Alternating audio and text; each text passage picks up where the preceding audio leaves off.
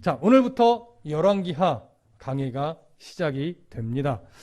사무엘서 서론 때 그리고 열왕기서 서론 때도 동일하게 언급했었는데요.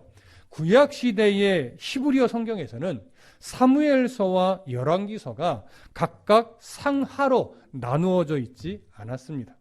그냥 사무엘서 하나, 또 열왕기서 하나 이렇게 되어 있었죠. 그런데 이렇게 사무엘서와 열왕기서가 상하로 나누어지면서 각각 분류돼서 총 4권으로 분류되기 시작한 것은 어느 때부터로 보냐면 구약 히브리어 성경이 헬라어로 번역된 70인역 성경 때부터로 봅니다. 보통 septuagint라고 말하는데 여러분 기억하시나요? 70인역이 언제부터 생겨나게 된 거냐면 이스라엘 역사를 보면 분열 왕국 때 주전 722년경에 북이스라엘이 아수르에 의해 멸망을 합니다. 그리고 한 586년경에 이제 남유다가 바벨론에 멸망을 하죠. 그리고 그 바벨론이 좀 시기가 지나면서 페르시아에 멸망을 하게 됩니다. 그런데 또 그 페르시아가 헬라의 알렉산더 대왕에 의해 또 멸망을 하죠. 근데 알렉산더가 일찌감치 30대 초반의 나이로 죽으면서 알렉산더가 정복했던 이 제국이 넷으로 갈라져서 그 신하들이 이제 다스리게 됐었습니다. 근데 그때 이 톨레미 왕조가 이집트 지역을 다스리게 됐어요. 근데 톨레미 왕조의 두 번째 왕인가 아마 그랬는데 이 왕이 이집트 지역을 다스리던 왕이 지적 호기심이 엄청났었습니다. 그래서 알렉산드리아 도서관에 세계의 어떤 지식들을 모으는데 열심을 냈었는데 그 왕이 이제 이스라엘에 요구를 한 거예요. 너희들의 정경도 내가 이 도서관에 비치를 하고 싶으니 너희들의 이 히브리어 성경을 헬라어로 번역할 학자 70명을 보내라. 그래서 이 너희들의 성경을 헬라어로 번역해서 보관하고 싶다. 그래가지고 그때 70명의 학자들이 애굽으로 와서 애굽에서 히브리어 성경을 헬라어로 번역을 해서 책을 만들었습니다. 그때 이 번역에는 사무엘서와 열왕기서가 상하로 나뉘어지게 됐던 겁니다. 자, 그러니까 이미 구약시대에 만들어진 헬라어 성경이죠. 그런데 왜 상하로 나뉘어졌을까를 보면 이게 히브리어가요, 헬라어로 번역이 되면 놀랍게도 분량이 어마어마하게 늘어나요. 보통 언어들마다 차이가 있어서 아마 그럴 건데 그러다 보니까 이 사무엘서와 열왕기서의 글의 분량이 너무 커진 거예요. 그래서 이것을 어떻게 할까 하다가 아마 그 시대에 너무 분량이 많으니 편의상 상하로 나눠서 기록을 합시다. 이렇게 되어서 열왕기서와 사무엘서가 상하로 나뉘어지게 된 것으로 볼 수 있습니다. 자, 그러면 그렇기 때문에 우리가 열왕기 하는 특별히 서론을 할 게 없어요. 왜냐하면 열왕기 상과 똑같기 때문에. 그러니까 여러분 열왕기서의 서론적 이야기를 조금 더 확인하고 싶다면 열왕기 상의 첫 번째 설교, 서론 부분을 참고하시면 될 것 같습니다. 자, 우리 열왕기상은 78번에 걸쳐서 우리 함께 나누면서 정리를 했어요. 1년이 좀 넘는 기간 동안 열왕기 상을 나누었는데 다윗의 죽음으로부터 시작해서 솔로몬의 시대, 그리고 솔로몬의 시대에서 남북으로 분열된 분열 왕국의 시대를 정리했었죠. 남유다의 경우 같으면 4대 왕인 여호사밧 왕까지, 또 북이스라엘의 경우로 보면 8대 왕인 아하시아의 통치기사 중반까지만 살펴보았어요. 그렇게 열왕기상이 마무리가 되고 이제 오늘부터 시작되는 열왕기 하는 누구의 이야기를 이어가냐면 북이스라엘의 8대 왕인 아하시아 왕의 이야기를 이어받아서 기록이 됩니다. 그래서 아하시아 왕이 사실은 죽는 장면으로부터 시작이 되는 것과 마찬가지인데요. 이렇게 시작되는 열왕기 하는 아까도 언급했듯이 주전 722년경에 북이스라엘이 아수르에 의해 멸망되는 기사와 조금 더 지나서 주전 586년경에 남유다가 바벨론에 의해 멸망되는 그 시기까지를 다루게 됩니다. 그렇게 해서 이제 열왕기하가 마무리가 되는데 이제 열왕기상에서도 마찬가지고 앞으로 열왕기하에서도 보게 될 아주 중요한 교훈 하나를 좀 미리 정리하고 가셔야 돼요. 열왕기상의 교훈을 따지자면 여러 가지가 있겠지만 그 중심에 흘러가는 아주 중요한 교훈 하나를 꼽으라면 뭐냐면 이스라엘 백성은 하나님을 버릴지 몰라도 하나님은 절대 이스라엘 백성을 쉽게 버리지 않는다는 사실이었어요. 그래서 끊임없이 회개의 기회를 주고 끊임없이 돌이킬 기회를 주고 계셨던 하나님의 사랑을 발견하는 것이 그 중심에 흘러갑니다. 그 사랑은 사실 선지자를 보내서 회개를 촉구하고 돌이키기를 선언하면서 오히려 심판의 메시지처럼 증거되지만 그건 돌아오라는 하나님의 강력한 메시지였던 것을 우리는 열왕기상을 통해서도 확인을 했고 앞으로 열왕기하를 통해서도 확인을 할 겁니다. 특히 북이스라엘이 우상 숭배를 멈추고 유일하신 하나님을 섬기는 백성으로 돌아오라, 이런 메시지가 계속되죠. 끊임없이 회개의 기회를 주고 계십니다. 자, 북이스라엘 백성들은 어쩌면 자신들이 하나님을 버렸기 때문에 하나님도 우리를 버릴 것이다, 이렇게 생각하며 살았는지도 모르겠습니다. 그러나 하나님은 끊임없이 이스라엘 백성들에게 너희들이 나를 버릴지라도 나는 너희를 절대 버릴 수 없다는 그 신호를, 그 사인을 계속해서 보내주셨어요. 그럼에도 불구하고 북이스라엘의 왕들의 모습을 보면 그런 하나님의 마음을 읽어내지 못하고 계속해서 우상숭배로, 하나님 앞에서 악행으로 거듭된 모습을 보면서 우리는 너무나 안타까워했지요. 하지만 북이스라엘은 앞으로 이전에도 마찬가지지만 선지자들의 사역을 통해서 또 하나님의 심판의 선언을 통해서 돌이키길 원하시는 하나님의 마음을 발견해야만 합니다. 그리고 그 하나님의 깊은 사랑이 오늘 우리에게도 여전히 외쳐지고 있다는 사실 또한 발견을 해야 할 것입니다. 자, 열왕기하의 내용을 전체로 조금만 조망을 한번 해보면 열왕기하 1장부터 9장까지는 엘리야와 엘리사의 그 사역에 대해서, 선지 사역에 대해서 기록을 합니다. 그리고 열왕기하 10장부터 17장까지는 북이스라엘의 멸망을 기록을 하게 되죠. 그리고 열왕기하 18장부터 25장까지는 남유다의 멸망을 중심으로 해서 기록하게 됩니다. 이 과정에서 이제 우리는 사실은 반복되는 내용이 너무나 많아요. 왜냐하면 왕들의 이 악행이 비슷비슷하다 보니까 이 열왕기하를 강의해 나가다 보면 저번 주에 했던 악행과 하나님의 어떤 그 메시지가 오늘 또 비슷하게 돼요. 근데 오늘 비슷한 설교를 한 것 같은데 그 다음 시간에도 또 비슷한 설교를 하게 돼요. 그만큼 북이스라엘의 왕들의 악행의 모습은요 거의 비슷비슷했어요. 그래서 저도 앞으로 좀 걱정이 될 때가 있어요. 계속돼서 설교의 메시지와 중심 내용이 거의 똑같이 반복될 때 이것을 어떻게 조금 더 여러분들이 좀 지루하지 않게 전할 수 있을까, 이런 고민을 좀 하게 될 텐데 어찌됐든 반복되는 악행 속에서도 끊임없이 변하지 않는 하나님의 사랑은 발견될 테니까 우리가 여전히 기대감을 가지고 열왕기하의 내용을 함께 살펴보도록 합니다. 이제 오늘 우리가 읽은 열왕기하의 1장의 내용, 특히 오늘은 1절과 2절만 읽었는데요. 아합의 아들 아하시야가 하나님 앞에서 신앙적으로 실패하고 결국 엘리야의 예언대로 죽는 내용을 이제 다루게 될 겁니다. 자, 1절과 2절을 다시 한번 읽겠습니다. 열왕기하 1장 1절과 2절 함께 읽습니다. 시작. 아합이 죽은 후에 모압이 이스라엘을 배반하였더라.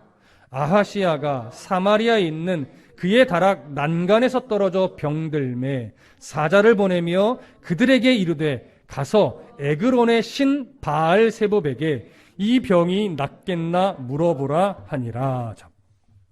이 구절은 어느 내용에 이어서 가는 거냐면 열왕기상의 마지막 구절인 22장 51절부터 53절의 내용을 이어가는 거예요. 잠깐 살펴볼까요? 열왕기상으로 가셔서 열왕기상 22장 51절부터 53절을 함께 읽어보도록 하겠습니다. 열왕기상 22장 51절부터 53절까지. 자, 찾으셨으면 함께 읽습니다. 시작. 유다의 여호사밧 왕 제17년에 아합의 아들 아하시야가 사마리아에서 이스라엘의 왕이 되어 2년 동안 이스라엘을 다스리니라. 그가 여호와 앞에서 악을 행하여 그의 아버지의 길과 그의 어머니의 길과 이스라엘에게 범죄하게 한 느밧의 아들 여로보암의 길로 행하며 바알을 섬겨 그에게 예배하여 이스라엘의 하나님 여호와를 노하시게 하기를 그의 아버지의 온갖 행위같이 하였더라. 자, 우리가 지금 읽은 열왕기상의 마지막 세 구절은 결국 그 중심 내용이 뭐냐면 아합의 아들 바알 숭배를 그 극치로 올렸던 이세벨과 함께 바알 숭배 사상을 이스라엘에 편만하게 만들었던 아합이 죽고 나서 그의 아들 아하시야가 왕으로 즉위했는데 그의 통치 기간이 고작 몇 년이었대요? 2년밖에 안 됐대요. 그런데 그 2년의 통치를 결론 맺자면 하나님 앞에서 악을 행한 통치였다, 이렇게 정리를 합니다. 결국 바알을 섬겨서 여호와 하나님을 진노하게 만들었어요. 여호와 앞에서 악을 행했던 그런 아하시야였습니다. 그 2년이 얼마나 하나님 앞에서 악했던지, 또 하나님이 주신 기회를 얼마나 단호하게 버렸든지 2년밖에 안 되는 통치임에도 불구하고 그가 하나님 앞에서 악한 통치자였다는 평가를 받게 된 것이죠. 자, 이런 아하시야에 대해서 이제 오늘 본문은요, 그 아하시야 왕 앞에 두 가지 큰 문제가 닥쳤다라는 사실을 보여줍니다. 그 첫 번째가 뭐냐면 아합의 죽음을 기점으로, 아하시야의 아버지 아합의 죽음을 기점으로 해서 모압이 이스라엘을 배반했다라고 하는 상황이 하나 닥쳐요. 그리고 그 사건에 맞물려서 두 번째 위기는 뭐냐면 아하시야 왕이 어처구니없이 난간에서 떨어져 중병이 걸렸다라고 하는 위기가 또 하나 닥칩니다. 자, 이 두 가지 사건이 오늘 어떤 의미가 있는지를 살펴보면서 하나님의 마음을 찾아볼 겁니다. 자, 먼저 모압이라고 하는 이방 족속이 아합이 죽은 아합의 죽음을 기점으로 해서 이스라엘을 배반했다는 내용이 어떤 의미인지 좀 확인을 해보겠습니다. 여기 배반으로 번역된 히브리어가 와이프샤라고 하는 단어인데요. 이 단어는 두 가지 의미를 가져요. 처음에는 뭐냐면 종교적인 반역, 두 번째는 정치적인 반역. 이 두 가지 의미를 갖고 있어요. 이스라엘은 보편적으로 이 단어가 이스라엘 백성들에게 사용될 때는 종교적인 반역, 하나님 앞에서 여호와를 버리고 우상을 섬기는 종교적인 반역의 의미로 종종 사용되지만 오늘 이 단어가 이스라엘이 아닌 모압에 대해서 사용을 하고 있어요. 그렇다면 이것은 종교적인 반역을 의미하는 것이 아니고 정치적인 반역을 의미하는 겁니다. 그럼 왜 정치적인 반역이라고 말하느냐? 지금 이때 모압은요, 이스라엘의 속국이었어요. 그래서 이스라엘에게 조공을 바치는 나라였단 말이에요. 그런데 아합 왕이 죽자 속국으로서 조공 바치기를 거절하고 이제 반역을 해서 우리는 독립한다, 당신들의 속국이 아니다, 이렇게 선언해버린 거예요. 이전 왕 같으면 뭐야 하면서 군대를 가지고 들어가서 거의 멸절을 시켰겠지요. 그래서 다시 제압했을 거예요. 근데 지금 아하시야 왕은 아직 그러지 못하고 있는 겁니다. 그래서 이 모압이 우리는 이제 당신들의 속국이 아닙니다, 조공을 바칠 수 없어라고 반기를 들고 독립을 선포한 것이죠. 자, 이런 모압의 배반에 대해서는 사실 열왕기하 3장에서 조금 더 자세하게 다루게 돼요. 그래서 오늘은 자세하게 다루진 않겠지만 간략하게는 정리를 할 겁니다. 자, 우선 모압은 언제 이스라엘의 속국이 되었냐면 사실 다윗 왕 때 속국이 된 이방 족속이에요. 근데 왜 다윗 때 속국이 될 수밖에 없었느냐? 역사를 거슬러 올라가면 언제로 가야 되냐면 모세 시대로 가야 돼요. 모세와 함께 이스라엘이 출애굽했을 때, 여러분 그 길을 막아선 족속이 몇 족속이 있었는데 발람 선지자와 관련된 족속이 모압입니다. 여러분 모압 왕이 이스라엘에 지나가는 그 길을 막고 이스라엘을 저주하기 위해서 혼자 겁을 먹고 발락 왕이 발람 선지자를 불러요. 저주 전문 주술가죠. 하나님도 섬긴다라고 하는 거짓 선지자예요. 이 사람이 저주 전문으로 유명하다 보니까 발락 왕이 혼자 겁이 나서 발람 선지자를 불러요. 그래서 뭘 요구하냐면 네가 저 이스라엘을 좀 저주해달라. 이스라엘의 그 하나님에게 네가 저주를 좀 할 수 있도록 기도해서 저 이스라엘을 좀 저주해줘라, 이렇게 요구를 한 거예요. 그러면서 뭐 엄청난 금액을 제시를 한 거죠. 어찌됐든 하나님 그 길을 막다가 수락을 해서 이제 발람이 모압 앞에 오죠. 그러면서 이스라엘이 딱 지나가는 모습들을 바라보면서 제단을 쌓고 저주를 하려고 딱 하면 하나님이 어떻게 해요? 그 입을 막고 축복을 하게 해요. 그러기를 3차례나 반복을 합니다. 그때 발락 왕이 진노를 하게 되죠. 그래서 사실은 발람은 저주를 못하게 되자 이스라엘을 넘어뜨릴 계략도 알려져요. 그것이 뭐냐면 바로 성적으로 문란하게 만드는 그런 작전을 피기는 하죠. 근데 그런 이야기를 해주기 전에 3번을 축복하게 하나님이 그 입을 붙잡고 축복을 하게 하면서 나중에는 이런 모압을 향해서 하나님이 예언을 하게 하나요. 물론 심판의 예언이죠. 그것이 민수기 24장 17절에 기록되어 있어요. 한번 찾아볼까요? 구약성경 민수기 24장 17절. 민수기 24장 17절입니다.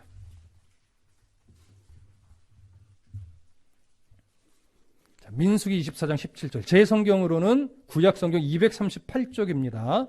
찾으셨으면 함께 읽겠습니다. 민수기 24장 17절 시작.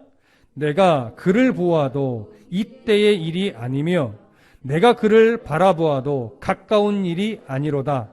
한 별이 야곱에게서 나오며 한 규가 이스라엘에게서 일어나서 모압을 이쪽에서 저쪽까지 쳐서 무찌르고 또 셋의 자식들을 다 멸하리로다. 자, 이 예언의 말씀은 이스라엘을 저주하려 했던 모압이 언젠가 후에 훗날 이스라엘의 한 지도자로 인해서 정복당할 것이다 라는 의미를 갖고 있는 예언이에요.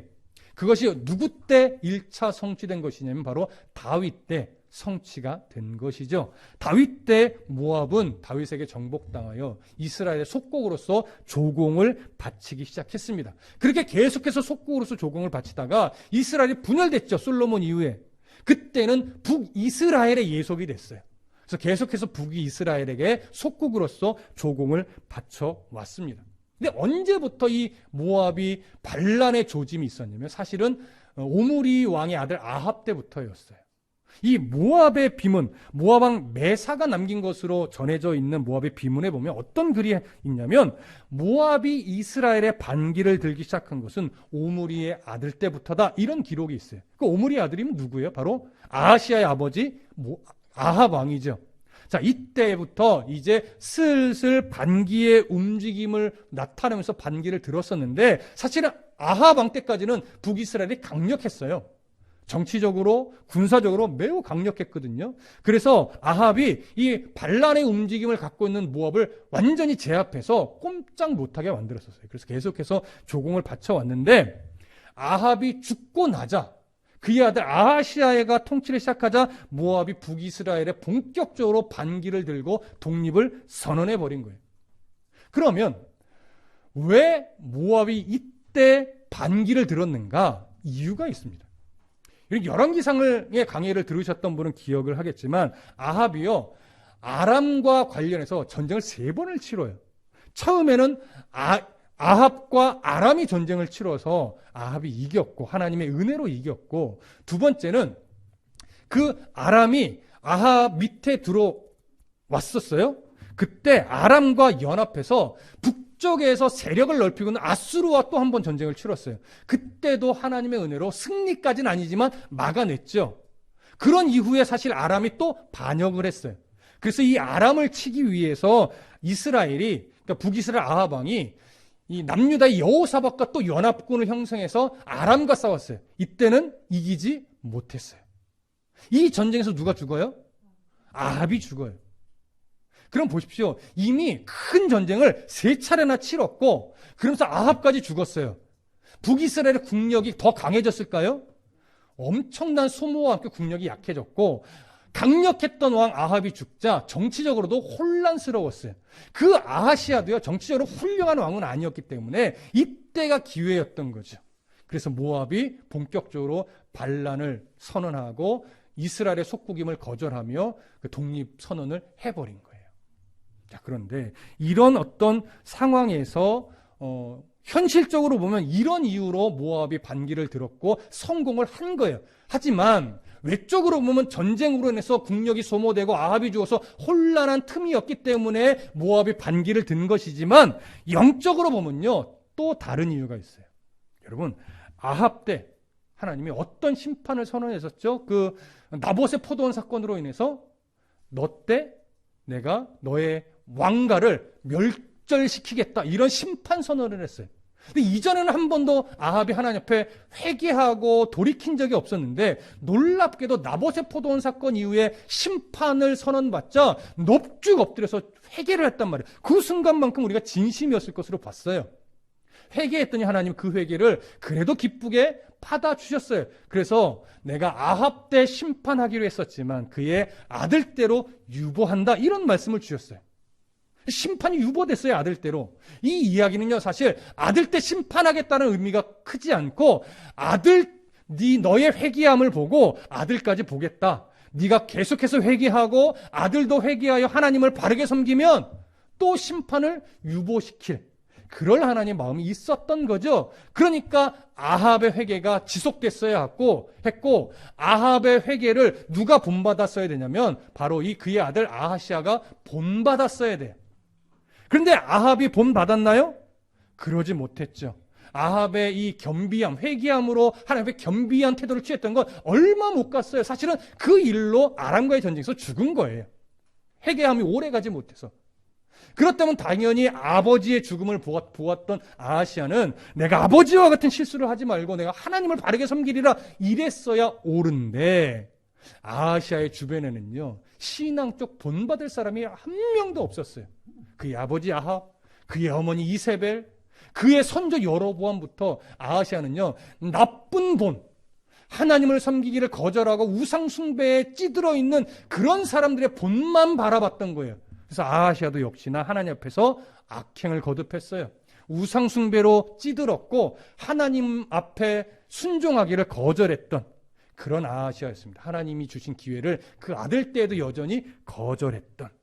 그렇기 때문에 하나님은 아하시아 때 결국 아합에게 했던 네 아들 때로 유보했던 그 심판을 결국 아하시아 때 하나님이 성취하시는 겁니다.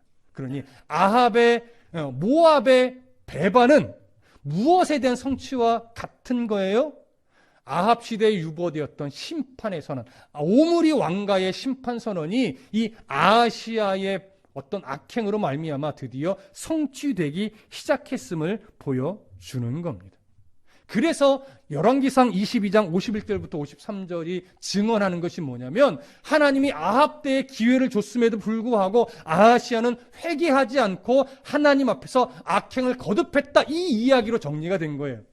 그 정리는 결국 무엇을 예견하는 거냐면 곧 있을 아하시아에 대한 심판. 이 아하시아에 대한 심판은 오므리 왕가의 심판인 거예요. 왕조가 이제 없어지는 그런 의미가 있는 겁니다. 자, 이해되시죠? 이렇게 해서 모압의 배반이 어떤 의미가 있는지 우리가 먼저 정리를 했습니다. 그 다음에 이어서 어떤 내용을 기록하냐면 2절을 가보면 아하시아가 사마리아에 있는 그의 다락 난간에서 떨어져 병들매 사자를 보내며 그들에게 이르되 가서 에그론의 신 바알세붑에게 이 병이 낫겠나 물어보라 이렇게 기록을 해요. 자, 이 문장을 들어가기 전에 이 히브리어 성경을 보면요 2절 시작하는 첫머리에 접속사가 하나 있는데 문법적으로 보면 와우 계속법이라는 문법을 썼어요. 이 문법은 어떤 의미냐면 앞에 있는 절과 지금 절에 시간적으로 연속된 관계를 강조하는 표현이에요. 그러니까 다시 정리하면 이런 의미죠. 모압이 배반을 하자, 정치적으로 배반을 하자 아하시아 왕도 왕궁의 난간에서 어처구니 없이 떨어져 중병에 들게 되었다 이런 의미예요. 여러분 문법적으로는 시간의 연속을 의미하죠. 하지만 여기에는 또 다른 의미가 하나 있는데 시간적으로 연속이면서도 아합이 어처구니 없이 난간에서 떨어진 이 일은 우연히 일어난 일이 아니라 모압의 배반과 함께 하나님의 심판이 이렇게 진행이 되는 것임을 보여주는 의미의 연결어가 되는 겁니다. 여러분 이해되시죠? 자, 그러면 이제 보십시오. 아합이 난간에서 떨어졌어요. 아하시아가 난간에서 떨어졌어요. 난간에서 딱 떨어졌는데 그러면 이때 아하시아가 모압의 배반과 자신이 어처구니 없이 난간에서 떨어져서 중병이 든 이 상황을 놓고 내가 지금 하나님 앞에 돌이키지를 않아서 그 심판을 받는 거구나. 그 옛적 아버지에게 선언됐던 그 심판의 선언이 지금 내게 일어나는 것이구나를 깨닫고 하나님 앞에 나아가 회개하고 치유를 구했다면 하나님이 어떻게 하셨을까요? 그의 회개를 받지 않고 거절하고 그냥 심판했을까요? 성경을 보면요, 우리 하나님은 그러지 않더라고요. 당장 죽일 것처럼 선언해도 그 말씀을 듣고 회개하면 언제나 마음을 돌이켜주시는 분이 우리 하나님이셨어요. 그러니까 지금 이 심판의 모습도 어떻게 볼 수 있냐면 하나님이 아하시아에게 주는 진짜 마지막 기회. 이때라도 돌이키기를 원하시는 하나님의 마음을 여기서 우리는 발견할 수 있는 거예요. 아하시아가 이 하나님의 마음을 깨달았다면 성경의 역사는 조금 다르게 기록됐을 거예요. 그런데 아하시아가 그러지 못했습니다. 이 상황을 놓고 하나님이 주는 마지막 기회라고 여기지 못하고 그 옛적 아버지 때 선언됐던 심판이 나 때 지금 진행되는 거구나 이렇게 생각하지 못하고 자기 방법으로 이 병을 낫기 위한 자기 방법을 사용합니다. 그 방법이 뭐예요? 2절 중간에 보니까 그의 다락 난간에서 떨어져 병들매 사자를 보내며 그들에게 이르되 가서 에그론의 신 바알세붑에게 이 병이 낫겠나 물어보라. 누구를 찾아가서 묻는 거예요? 에그론의 신 바알세붑을 찾아가서 이 병이 어떻게 해야 좀 나을 수 있는지 물어보게 한 것이죠. 정신을 못 차리는 거예요. 이때 하나님을 찾았어야 되는데, 그러니까 어떤 사람이 지혜로운 사람이냐? 실수하더라도 그 실수의 자리에서, 그 실패의 자리에서, 그 넘어짐의 자리에서 시선을 하나님께로 돌이켜 다시 방향을 바꿀 수 있는 사람이 지혜로운 사람이에요. 어떤 사람도 완전한 길을 갈 수는 없습니다. 모든 사람이 실수를 하고 이 교만과 욕심으로 인해서 넘어지기도 하고 때로는 큰 죄를 짓기도 해요. 그럴 수 있어요. 왜? 우리 안에 아직 죄성이 남아있으니까.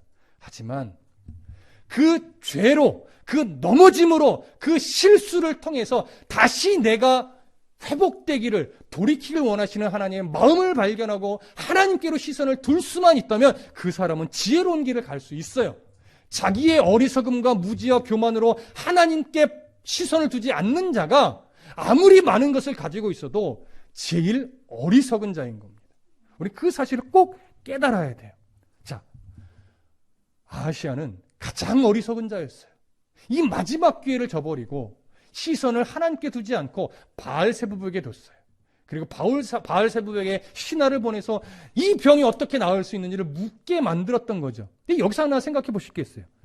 당시 북이스라엘은 하나님을 버리고 주신으로 누구를 섬기고 있었어요? 바알을 섬기고 있었어요. 근데 왜 바알을 찾아가지 않고 바알세붑을 찾아가게 한 것일까요? 이게 좀 의아해요, 사실. 자기가 섬기는 주신이 있었는데 그 주신한테 안 가요. 어떻게 이 상황을 이해할 수 있냐면 당시 그래도 북이스라엘은 누가 이 사역을 하고 있을 때예요. 엘리야 선지자가 사역을 하고 있을 때예요. 갈멜산의 사건도 일으켰었고 비록 이세벨 때문에 도망갔던 적도 있지만 하나님이 그를 다시 회복시키셨단 말이에요. 엘리야로 인해서 사실 바알 선지자가 450명이나 다 죽기도 했었죠. 그러니까 이런 상황 속에서 북이스라엘은 왕은 아직 하나님께 돌아서지는 않았지만 바알 숭배가 많이 위축돼 있었을 때로 여겨집니다. 그렇기 때문에 이 아하시아가 바알을 찾지 않은 이유가 여기에 아마 있을 것으로 봐요. 근데 또 하나, 당시 바알세붑이라고 하는 이 우상은요, 치료의 신으로 유명했어요. 이 바알세붑은 에그론, 그러니까 블레셋의 5도시 중에 한 곳이죠. 가장 북쪽에 있던 도시였는데 이 에그론에 있던 블레셋 사람들이 주신으로 섬기던 신이 바로 바알세붑이에요. 이 바알세붑은 어떤 신이냐? 정확하게는 알지 못해요. 근데 보편적으로 어떤 이해냐면 파리의 형상을 하고 있는 바알로 봐요. 근데 왜 파리의 형상일까? 이렇게 봅니다. 당시 에그론이라는 지역이 아마도 좀 청결하지 못했던 것 같아요.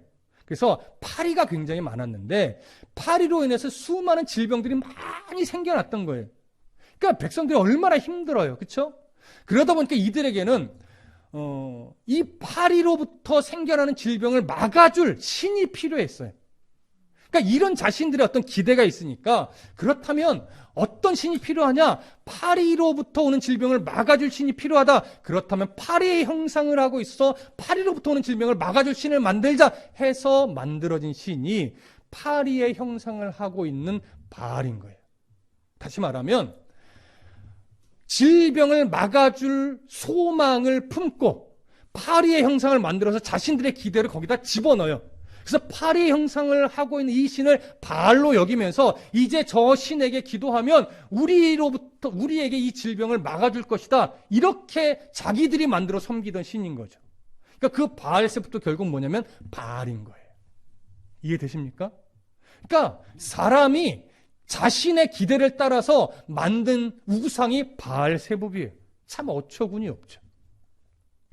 자, 그런데 그러다 보니까 이제 이 바알세붑이라는 우상이 이후에 어떤 신으로 이제 여겨졌냐면 치료의 신, 모든 질병을 막아주거나 고쳐주는 치료의 신으로 여겨진 거예요. 그렇게 유명해지니까 지금 아하시아도 난간에서 떨어져 중병을 얻게 될 때 하나님이나 바알을 찾지 않고 치료의 신으로 여겨지던 바알세붑을 찾아가서 어떻게 하면 나을 수 있겠느냐 이걸 물어보게 한 것이죠.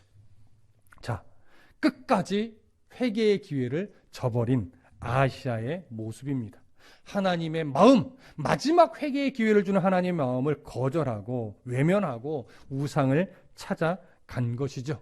그래서 끝내 다음 시간에 살펴보게 되겠지만 끝내 아하시아는 이 자신이 병으로 인해 누운 침상을 벗어나지 못하고 일어나지 못하고 죽게 됩니다. 조금 전에도 언급했지만 사실 모든 것을 다 가졌던 왕이에요. 모든 권세, 모든 재물, 이 한 나라의 왕으로서 모든 것을 가졌지만 하나님의 마음을 깨닫지 못한 가장 어리석은 그런 비운의 왕이 된 것이죠. 여러분, 우리가 너무나 잘 알고 있지만 잘 실천이 안 되는 것. 그리스도인은 하나님을 놓치면 아무리 많은 것을 가지고 있어도 가장 가난한 자입니다. 가장 높은 자리에 있어도 하나님을 모르면, 하나님을 인정하지 않으면 가장 낮은 자와 동일합니다. 그러나 비록 가진 것이 없고 가장 낮은 자리에 있고 부족한 것 투성이라 할지라도 하나님을 왕으로 섬기며 하나님의 말씀을 깨닫고 거기서 나의 연약함을 발견하며 순종하는 삶을 살기 위해 애쓰는 성도는 가장 지혜로운 사람이며 가장 높은 자리에 있는 사람이며 천국 백성으로서 전혀 다른 신분의 사람인 것입니다. 여러분, 이것이 주는 가치가 어느 가치인지를 깊이 생각하셔야 됩니다. 현실에 없는 것 때문에, 현실에 부족한 것 때문에, 막막한 상황 때문에 내가 하나님 나라의 백성이고 하나님의 자녀이며 천국의 시민권을 가진 자라고 하는 이 기쁨과 이 신분을 자꾸 잃어버리고 살 때가 너무나 많아요. 왜? 우리가 여전히 욕심이 많아서, 우리가 여전히 교만해서, 우리의 시선이 여전히 땅에서 잘 되는 것을 바라고 기대하고 소망하는 신앙에 아직 머물러 있어서 그래서 그래요. 여러분, 땅에서 잘 되는 것도 중요해요. 땅에서 좋은 일을 행하는 것도 중요해요. 어떤 높은 자리에 올라가는 것도 중요해요. 그건 의미 없다, 가치 없다 이걸 말한 것이 절대 아닙니다. 땅에서 누려야 할 모든 소유는, 모든 위치는 주님 뜻 아래서 우리가 소유하고 누려야 돼요. 주님의 마음 밖에서 주어지는 모든 것들은 우리를 교만하게 만들고 우리를 악하게 만들고 우리를 자꾸 하나님으로부터 멀어지게 만든단 말이에요. 많은 것을 가지면 가질수록 하나님과 멀어져요. 높은 자리에 올라가면 올라갈수록 하나님과 멀어진단 말이에요. 하나님의 뜻 밖에 있는 것은. 그런데 하나님의 뜻 안에 있는 것은요, 가지면 가질수록 겸손해져요. 그리고 그걸 하나님의 뜻 가운데서 사용하게 되죠. 높은 자리에 올라가면 올라갈수록 더 고개를 숙이고 그 높은 자리에 나를 올리신 하나님의 뜻이 무엇인가를 찾게 돼요. 이런 자가 바로 정말 지혜로운 자고, 이런 자가 겸손한 자이고, 이런 자가 하나님의 자녀인 겁니다. 여러분, 아하시아의 모습을 통해서 나는 혹여나 지금 나의 상황과 형편 때문에 하나님의 뜻 밖에 있는 것을 취하기 위해서 어리석은 다름질을 하고 있는 자는 아닌가? 여러분 깊이 생각하셔야 됩니다.